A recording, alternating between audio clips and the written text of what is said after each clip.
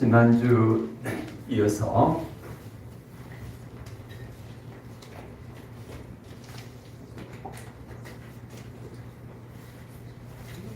오늘은 민수기 하도록 하겠습니다. 민수기 하기에 앞서서 예수님이 이 땅에 태어나셨을 때에 아기 예수님으로 태어나셨을 때에 동방의 박사들이 와 경배했죠. 또 누가 했습니까? 목자들이 했죠. 누가 먼저 경배했습니까? 동방 박사? 목자가 먼저 와가지고 왜? 이제 그 이야기를 좀 해보겠습니다. 마태복음 2장에 보면은 여기는 누가 나옵니까? 동방의 박사들이 나옵니다. 경배. 그리고 누가복음 2장에 보면은 목자들의 경배가 나오죠. 그래서 누가 먼저 왔는가? 그리고 예수님을 경배할 때에 어떤 상태였는가 하는 것을 좀 보도록 하겠습니다. 누가복음 2장에는 천사들이 와가지고 알렸지요. 천사들이 와서 자세하게 예수님이 태어났다, 구주가 태어나셨다 가서 경배하라 이야기를 합니다. 누가복음 2장 12절에 보면은 아기라는 말이 나옵니다. 아기라는 말이 나오고요. 동방 박사들이 와서 경배할 때에 마태복음 2장 11절에 여기 아기라고 하는 단어가 나오는데 이게 단어 이름이 달라요. 여기 누가복음의 목자들에게 가르쳐진 아기라는 이 말은 뭐냐면은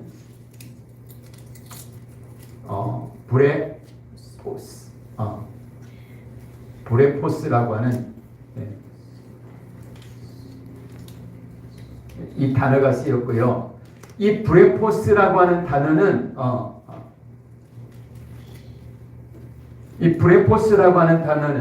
여기 아기, 신생아, 갓난아기 이렇게 쓰였고요. 그리고 마태복음 2장 11절에 나오는 박사들이 와서 경배할 때에 여러분 파이디온 선교회라고 들어보셨죠? 네. 파이디온. 파이디온. 파이디온 이라는 말인데 이게 파이디온은 어느 때 쓰였냐면요 여러 가지가 있는데 그 중에 하나가 그 회당장 야이로의 딸이 죽었잖아요. 그때에 소녀야 일어나라 그럴 때에 쓰였던 단어가 이 파이디온입니다.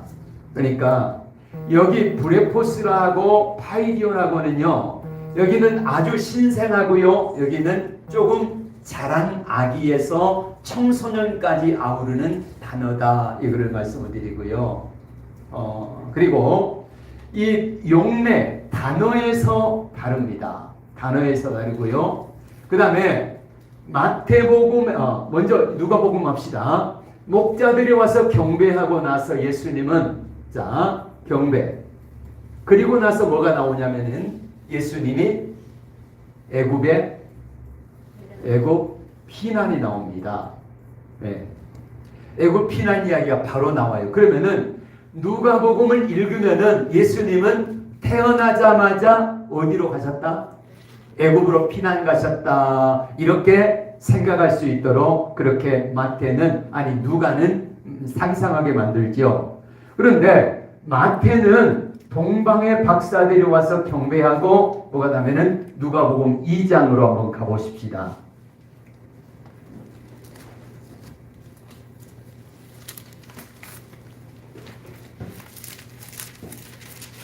누가복음 2장에 1절에서 20절에까지는 목자들이 와서 경배하고 돌아가지요. 누가복음 2장 21절 같이 볼까요? 할례할 8일이 되매 그 이름을 예수로 하니 곧 잉태하기 전에 천사가 일컫는 말하라. 그래서 할례를 받으셨습니다. 8일 만에. 그리고 나서 22절에 모세 법대로 정결의식의 날이 참에 아기를 데리고 예루살렘에 올라가니 이는 주의 율법에 쓴 바 처음 난 자마다 주의 거룩한 자라리란 대로 아기를 죽게 드리고 또 주의 율법에 말씀하신 대로 산비둘기 한 쌍이나 혹은 어린 집비둘기 둘로 제사하려 함이더라. 이렇게 나오고 있습니다. 그러면은 여기 마태복음에 보면은 동방의 박사들이 경배하고 그 다음에 뭐가 나와요? 두 번째로 할례가 나옵니다. 며칠 만에? 8일 만에 할례를 받았고 그 다음에 세 번째로 뭐가 나옵니까? 결례가 남자가 태어나면은 레위기 12장에서 며칠 만에 정결하게 된다고요? 40일. 여자는 80일. 이야기를 지난주에 말씀을 드렸죠. 그래서 40일 후에 결례 날이 지난 이후에 예수님이 어디 가셨어요? 예루살렘에 가셨어요. 예. 예수님이 40일 후에 예루살렘에 올라가서 뭐 하셨다고요? 태어난 것을 보고하고 그리고 하나님 앞에 제사를 드린 거예요. 근데 그때에 드려진 예물이 뭐다? 비둘기 2마리. 비둘기 2마리는 뭘 상징할까요? 가난한 자들의 예물이다. 그래서 요셉과 마리아가 가난한 그 모습으로 하나님 앞에 드렸던 것을 보게 되고요. 그리고 나서 성경은 뭐라고 이야기하고 있냐면요. 자, 39절에 보십시오. 2장 39절에 나사렛에 이르러 주의 율법을 따라 모든 일을 마치고 갈릴리로 돌아가 본 동네 나사렛에 이르니라. 이렇게 해서 예수님이 어린 시절 이야기를 하고 있습니다. 그러면은 이대로라고 하면은 예수님이 예루살렘에 올라가셨다가 어디로 갔어요? 나사렛으로 갔습니다. 나사렛으로 갔는데 그러면은 마태복음이 이야기하는 예수님의 행적하고 누가복음이 이야기하는 예수님의 행적은 다른데 중요한 것은 관점의 차이고 생략됐다는 거죠. 성경에 나와 있는 아브람, 이삭, 야곱 쭉쭉쭉 나오면서 나머지 중요하지 않는 사람들의 이름은 생략되는 게 성경 기록법이잖아요. 일일이 다 기록할 수 없으니까. 예. 그래서 마태복음이 이야기하고 있는 동방의 박사들이 경배 8일 만에 할례 40일 결례 후에 예루살렘에 올라가셔서 비둘기 2마리를 가지고 제사를 드렸고 나사렛에 가셨다. 그러면은 누가복음 2장의 말씀을 기록하고 있는 예수님의 탄생 후에 애굽 피난 이야기는 사실이요 아니요? 사실. 근데 왜 여기는 마태는 이걸 기록 안 했을까요? 관점이 다르기 때문에 생략했다. 그러면은 이거를 우리가 쭉 종합해 보면은 예수님이 태어나셔서 맨 먼저 우리는 여기 단어는 브레포스라고 하는 이 단어를 생각하면은 여기 이 단어하고 파이디온하고 여기 단어하고 다르기 때문에 먼저 목자들이 경배했다 이거를 생각할 수 있고요. 경배 이후에 목자 경배 이후에 그 다음에 8일 만에 뭐 했어요? 할례를 받았다 이렇게 생각할 수 있고요. 할례 이후에 예수님은 40일 정결 기간 이후에 어디로 가요? 예루살렘에 올라가서 제사하시고 그리고 어디로 가셨을까요? 애굽으로 피난살이를 가셨을 거다 이렇게 추측하고 애굽에서 나사렛으로 가신 것이 우리가 합리적으로 추측할 수 있는 예수님의 탄생 이후의 행적으로 생각해 볼 수가 있겠습니다. 그래서 하나는 단어가 다르다. 그 다음에 마태복음하고 누가복음에 이야기하고 있는 시점 이야기들이 다르다 해서 맨 먼저 목자들이 경배했고 동방의 박사들은 그 이후에 왔을 거다. 그리고 세 번째로는 뭘 생각해 볼 수 있냐면은 목자들이 동방의 박사들이 경배하고 하나님의 천사들의 지시하심을 따라서 다른 길로 고국으로 돌아갔지요. 네. 그랬더니 헤롯이 몇 살 아래로 죽였습니까? 2살 아래로 다 죽였으면은 그러면은 자 굳이 만약에 동방의 박사들이 와가지고 바로 목자들하고 같이 경배했다고 하면은 굳이 2살 아래로 죽일 필요가 없잖아요. 1살 아래라든지 이렇게 하는데 자, 이런 세 가지 관점으로 동방의 박사들하고 목자들이 온 시점이 다르다 이거를 한번 생각해 봅니다. 오늘 이제 민수기입니다. 민수기. 자, 지난번 레위기를 통하여서 자, 출애굽의 목적이 뭐라 그랬습니까? 출애굽기 29장 45절에서 46절 뭐 하려고?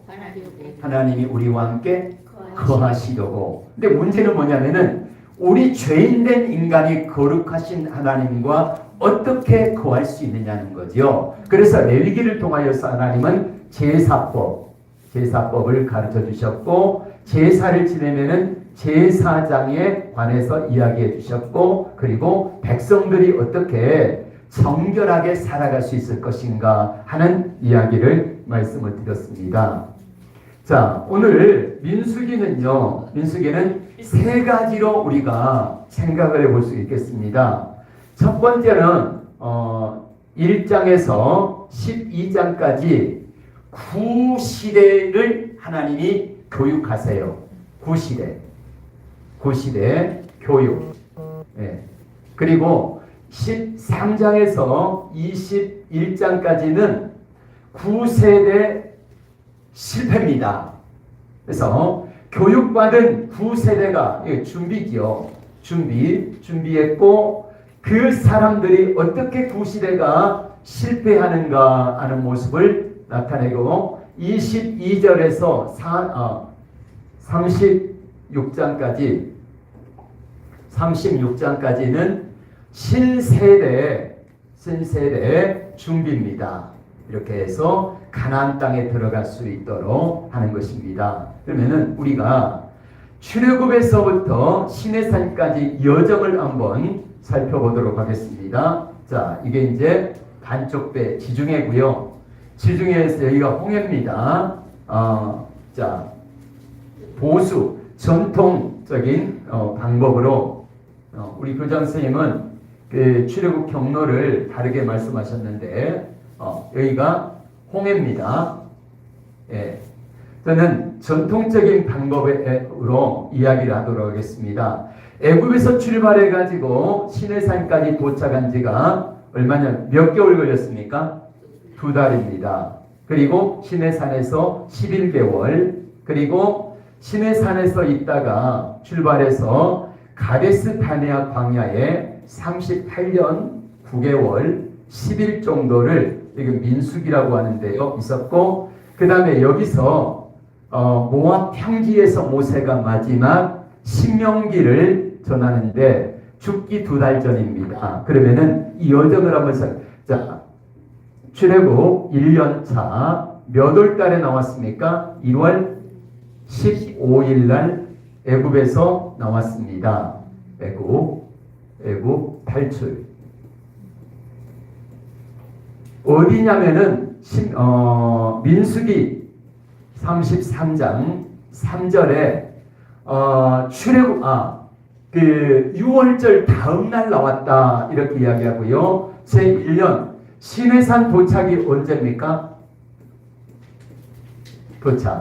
시내산 도착이 2달 만에 여기 도착했으니까 며칠이에요?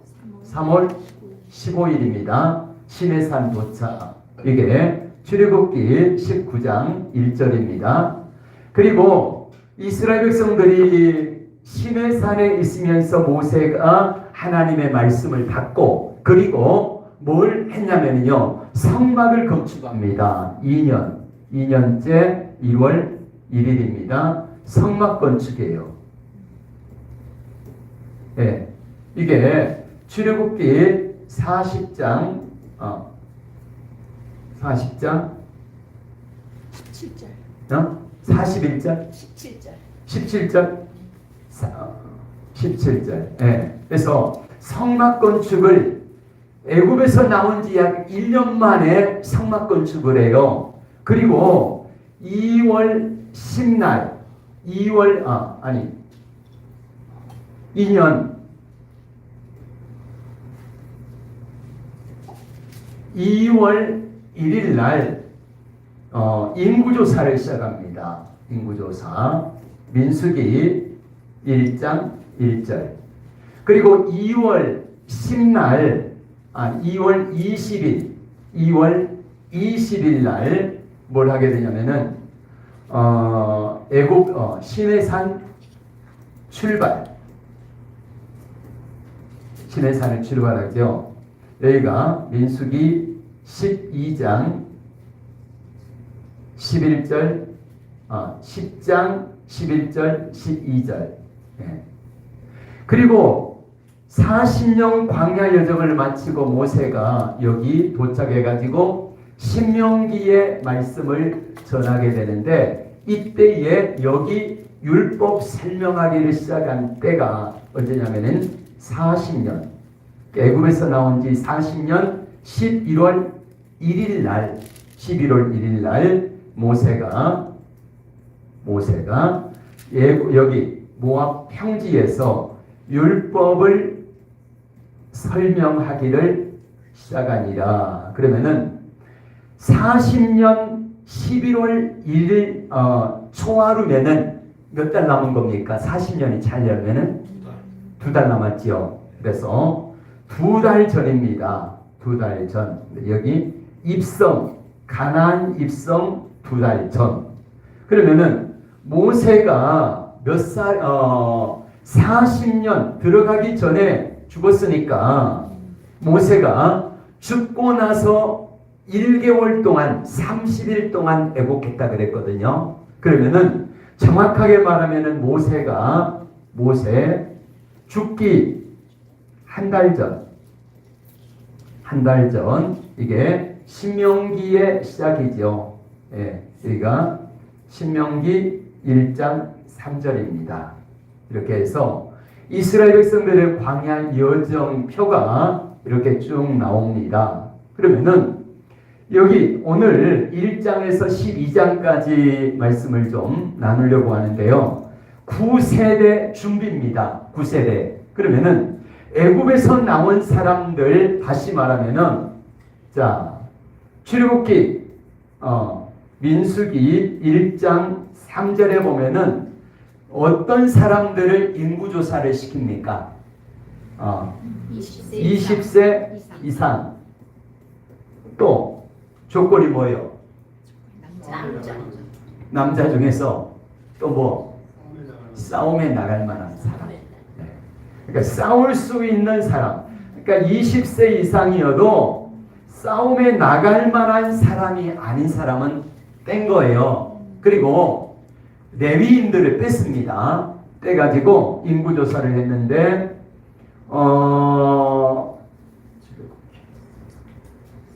출애굽기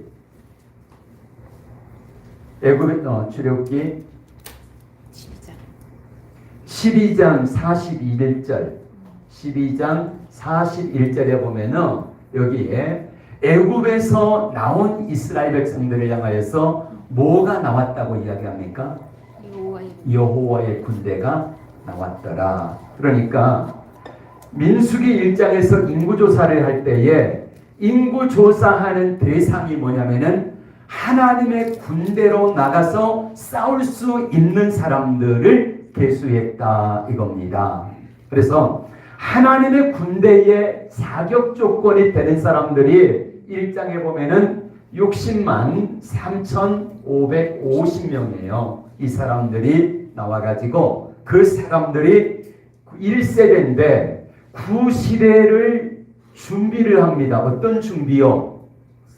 약속의 땅, 가나안 땅에 들어가서 싸울 수 있는 하나님의 군대를 준비하는 거예요. 군대 가면은 뭐부터 합니까? 훈련소부터 가잖아요. 그래서 여기에서 신의 산에서 지금 훈련을 하는 거예요. 그러니까 민수기 1장에서 12장까지는 위치가 어디냐? 어디예요? 신의 산입니다. 그리고 13장에서 21장까지는 여기입니다. 가데스 바네아 광야. 그리고 22장에서 36장은 여기 부분이에요. 여기 부분. 이렇게 해서 자 신의 산에서 구세대를 준비시키는 과정이 쭉 나오는데 자 그러면은 보도록 하겠습니다. 신의 산에서 지금 모세를 통해서 이스라엘 백성들에게 하나님은 1장에서 인구조사를 하라 그래요. 네. 근데 인구조사 총 몇 명이라고요? 60만 3,550명이다. 그리고 2장에서는 이 준비한 인구를 진을 배치하고요. 자, 누가 먼저 가고 어떻게 진을 치고 하는 것을 진 배치. 예, 그리고 어떻게 행군을 할 것인가 행군 순서 이거를 이야기하고요. 1장에서 인구조사를 했으면은 3장에서는 똑같이 인구조사를 하는데 여기는 레위인의 인구조사를 나와요. 인구조사. 레위인은 인구조사를 했더니 여기는 20세 이상 싸움에 나갈 만한 사람 했더니 60만 3,550명이고 여기 레위인들은 몇 살부터 인구조사를 하라고 하냐면요. 1개월입니다. 1개월 이상 그럼 싸움에 나갈 만한 사람이 아니다. 왜냐하면은 이 사람들은 하나님의 군대고 여기는 하나님 앞에 섬기고 봉사할 사람들을 계수한 거예요. 그래서 1개월 이상을 계수했더니 22,000명이 계수가 되었습니다. 그리고 4장에서는 이 사람들도 똑같이 자 진을 배치하고 행군 수순을 정하는 것처럼 4장에서 레위인들의 직무를 분담합니다. 분담 이렇게 하는데 자 그럼 이 사람들을 어떻게 배치하는가를 한번 보도록 하겠습니다.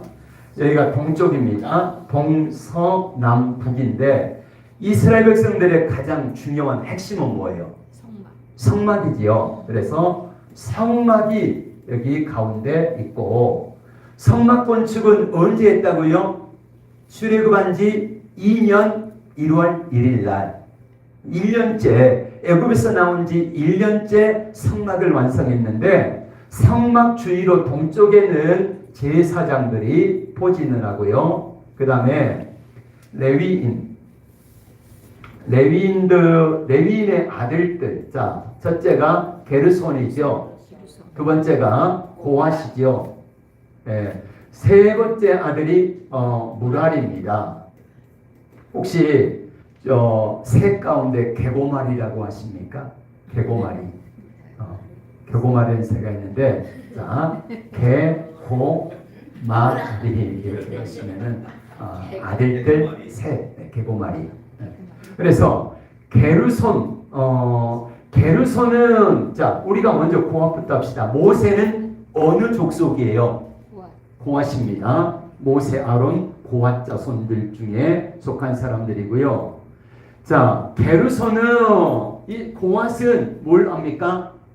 성막에 있는 중요한 것들 자 봅시다. 성막에 들어가면 뭐가 있어요? 번제단. 그 다음에 물두멍, 떡상,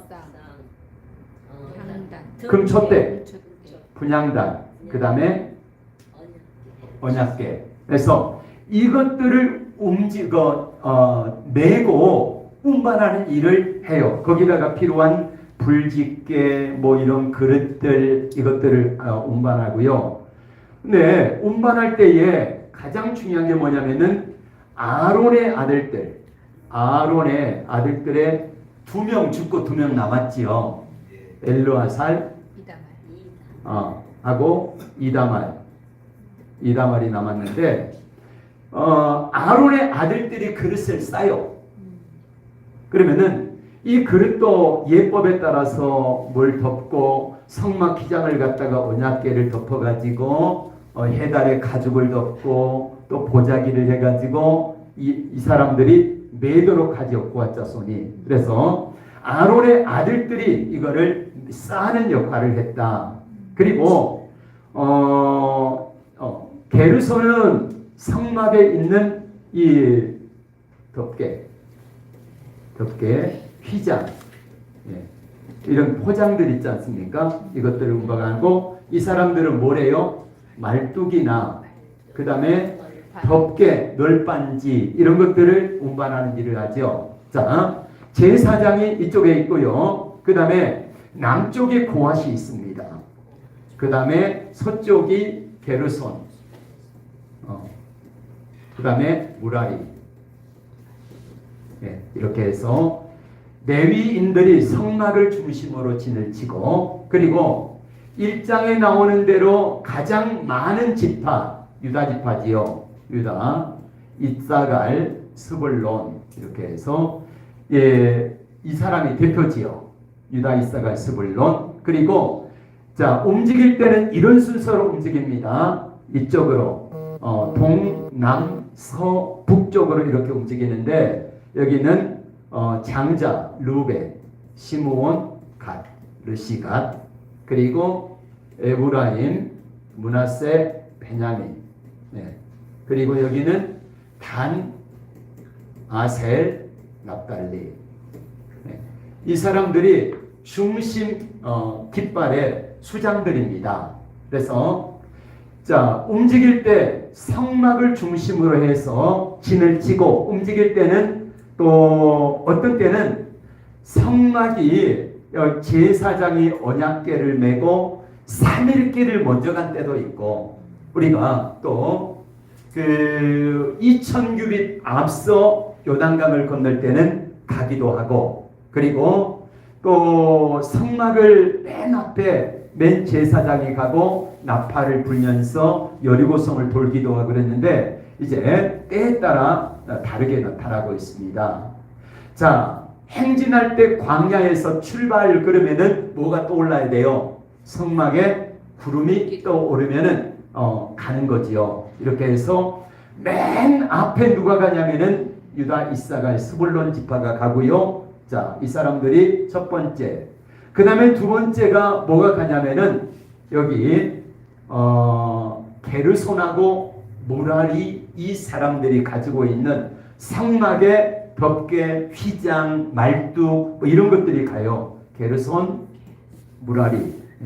그리고 세 번째 가는 사람들이 르시갓 갑니다. 르시갓. 그리고 다음에 누가 가냐면은 고핫 자손들이 가요. 고핫이 가고, 그리고 이제 에브라임, 므낫세, 베냐민, 그 다음에 단, 아셀, 납달리, 이런 순서로 광야에서 행진을 했다. 근데 중요한 것은 가장 중요한 때에 중심에는 누가 있다고요? 성막이 있다는 거죠. 성막이 있다. 이거를 기억하시면 되겠습니다. 인구조사. 이렇게 해서 아까 말씀드린 대로 아까 진, 배치 및 행군 순서 자세하게 말씀을 드렸죠. 그리고 나서 4장에서는 5장에서 뭐가 나오냐면은 세 가지 분리해야 될 게 나옵니다. 뭐가 나면은 부정, 배상, 그 다음에 의심이 일어날 때. 부정은 어느 때 부정합니까? 안 나와. 이거 스톱됐어요. 아, 어떡하죠? 전화가 왔는데요. 네. 자, 부정한, 뭐가 부정입니까? 부정할 때에. 어떨 때 부정하게 되죠? 계속 좀 찍어주세요. 네, 되고 있어요. 네. 그래서 부정하게 된 경우는, 자, 죽음. 그 다음에 또 뭐가 있습니까? 유출병. 또 뭐가 있을까요? 네. 의심. 그래, 나병 환자 이런 사람들. 그때 부정한 경우에 어떻게 해야 되는가? 그 다음에 배상할 때는 얼마를 더해서 배상하라 그랬습니까? 지난번에 그게 배상의 제사가 뭐예요? 속건제라 그랬잖아요. 5분의 1을 더해가지고 배상해라. 그 다음에 의심이 일어날 때, 예를 들면은 남자가 남편이 바람핀 게 의심이 된다. 이것도 좀 해놨으면 좋을 텐데 이건 안 해놓으셨어요. 여자만 해놨어. 지금 같으면 아마 할걸요. 네, 지금 같으면. 그래서 그 세 가지. 그 다음에 6장에는 그 나시린의 서원 나왔습니다. 나시린을 어떻게 하고 어떤 기간을 해라 이렇게 해서. 그 다음에 7장에서는 12지파의 지도자들이 하나님 앞에 예물을 드립니다. 근데 공평하게 똑같이 12지파가 숫자가 많고 적고 이게 상관없이 똑같이 드리도록 그렇게 해놨습니다. 이렇게 하는 이야기가 나오고요. 네, 눈여겨볼 것은 자 수레 6개, 그 다음에 소 12마리, 예, 이렇게 해서 그러니까 소 한 마리씩 두 지파의 수레 하나씩 해가지고 여기 수레는 여기 아까 레위인에서 4장에 나오죠. 4장에서 게르손에게는 수레 몇 개, 수레 2개, 소 4마리. 예, 그 다음에 무라리한테는 수레 4, 그 다음에 소 8마리. 왜 그랬냐면은 무거우니까 운반할 때에 이렇게 해라. 네, 대신에 고아자손에게는 어깨에 매서 안 줬지요. 그 다음에 8장에서 뭐가 나오냐면은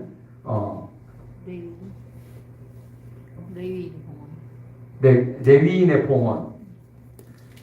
레위인의 봉헌이 나오는데, 자, 여기 1개월 이상 된 사람의 22,000명인데 하나님이 그러셨어요. 모든 초태생은 누구 것이다? 하나님의 것이다. 그래서 초태생, 다시 말하면은 장자를 계수하니까 22,273명이 나왔어요. 그러면은 몇 명이 더 많아요? 여기는 레위인이고, 예, 여기는 초태생입니다. 여기 전체 인구의 장자들을 계수. 그래서 273명이 더 많았어요. 그래서 이 사람들을 그러니까 레위인이 이스라엘 백성들의 초태생하고 비슷한 숫자예요. 내 것이다. 그래서 이 사람들을 하나님께서 받으시고 대신에 레위인들의 숫자를 해가지고 레위인을 통해서 내가 이스라엘 전체를 다 받았다. 이거를 말씀하시는 거예요. 이해가 갑니까? 그렇게 해서 나머지 273명은 5세계를 성소의 세계로 해가지고 하나님께 속전으로 드리도록 그렇게 했습니다. 자, 그 다음에 9장에서는 6월절이 나옵니다. 6월절.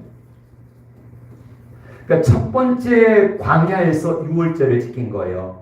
이스라엘 백성들이. 그래서 애굽에서 나올 때에 6월절을 지켰고, 그리고 광야에서 첫 번째 6월절을 지키는 모습이 나오고요.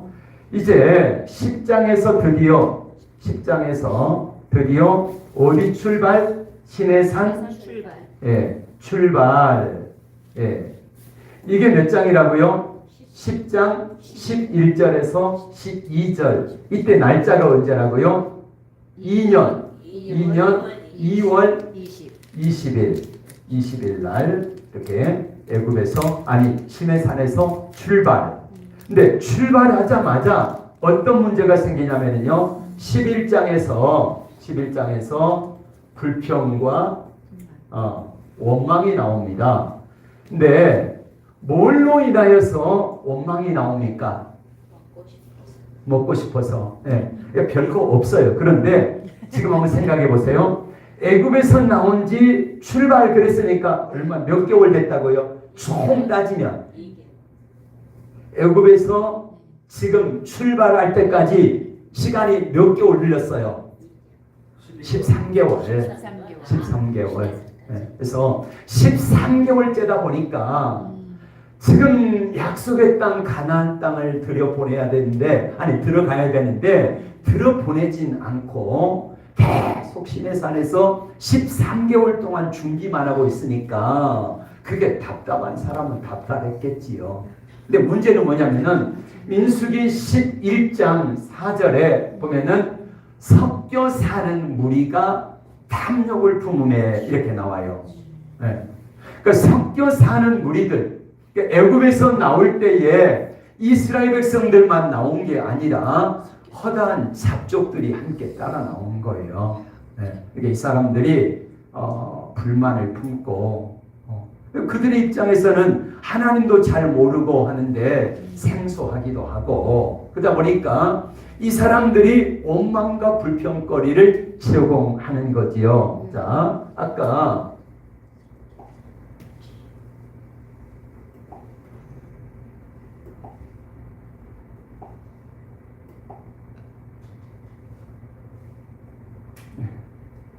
신배치 한개 여기 나오네요. 근데 문제는 그 민수기 16장에 가면은 고라의 반역이 나와요. 반역. 네, 여기 나오는데 고라는 고아 자손이잖아요. 모세의 말하면 사촌 동생이랄까요? 네, 작은 아버지 아들이니까. 네, 작은 아버지 아들 고핫이. 자, 루벤 자손의 장자 엘리압의 아들들입니다. 자녀들. 그래서 루벤 지파의 다단과 아비람과 온이 함께 연합해가지고 당을 지어서 모세를 대적하잖아요. 네. 그래서 이제 나중에 26장에 가면은 인구조사할 때 말씀을 하고 16장에서 다시 말씀드리겠습니다만은 끼리끼리 논다 그러잖아요. 그래서 성막 바로 밑에 가장 중요한 고핫 지파가 있는데 고핫 지파 바로 주위의 진친 지파가 누구다? 이 사람 루벤 지파다. 그러니까 루벤은 장자지만은 장자권을 누구한테 뺏겼어요? 유다. 여기 유다에게 뺏기고 나니까 섭섭한 거예요. 그래가지고 섭섭한데 고핫이 와가지고 뭐라고 말합니까? 형님은 장자잖아, 장자. 근데 여기 유다에게 장자권 뺏기고 지금 뭐 하는 거냐고. 내가 반역할 테니까 같이 합시다. 그러니까 이 루벤이 혹한 거지요. 그렇게 해서 반역 일으키는 이야기가 나오고요. 네.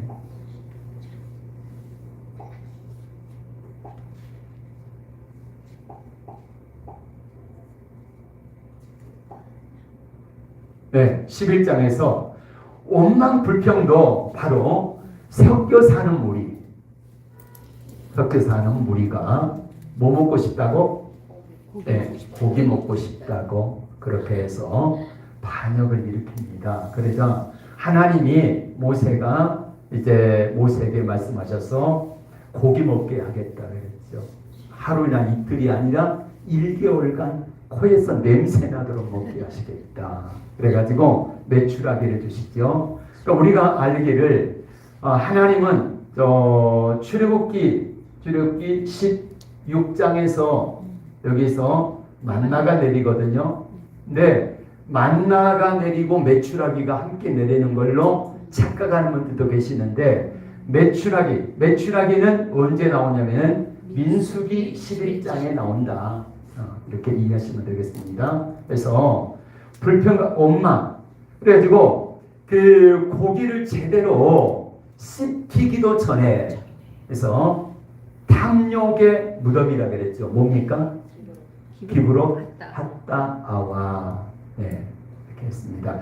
여기서 이제 바베라입니다. 여기가 바베라라고 하는 지역에서 해서 불이 나가지고 살라고 그랬죠. 그 마지막 민수기 12장에서는 뭐가 나오냐면은 자 여기는 백성들의 불평이 나와요. 불평이 나오고 12장에서는 형제들의 불평이 나옵니다. 모세의 형제들의 불평. 형제 누구요? 미리암과 아론. 미리암만 아론. 아니죠. 미리암이 주동이고 그 다음에 플러스 아론이 함께 해가지고 모세 권위에 대항합니다. 자 그때에 미리암이 뭐라고 첫 번째는 뭐 때문에 시비를 겁니까? 구스 여인 때문에 시비를 거는데 그건 표면적인 이유고 내면은 뭐다? 그 다음 절에 이렇게 말합니다. 아론에게 이야기하면서 야 아론아 제일 마지가 미리암이고 아론이고 모세잖아요. 그러다 보니까 야 동생 너는 왜 동생한테 바보처럼 그렇게 이렇게 떠받드냐고. 하나님이 모세와만 말씀하셨냐? 아니다. 우리와도 말씀하셨지 않냐? 이러니까 하나님이 나타나가지고 그렇게 말씀하지요. 뭐라고 말씀합니까? 야 모세는 나하고 대면하여 아는 사이고 너는 그저 가끔 음성을 듣는 중인데 이렇게 하면서 이 미리암에게 문둥병이 발했잖아요.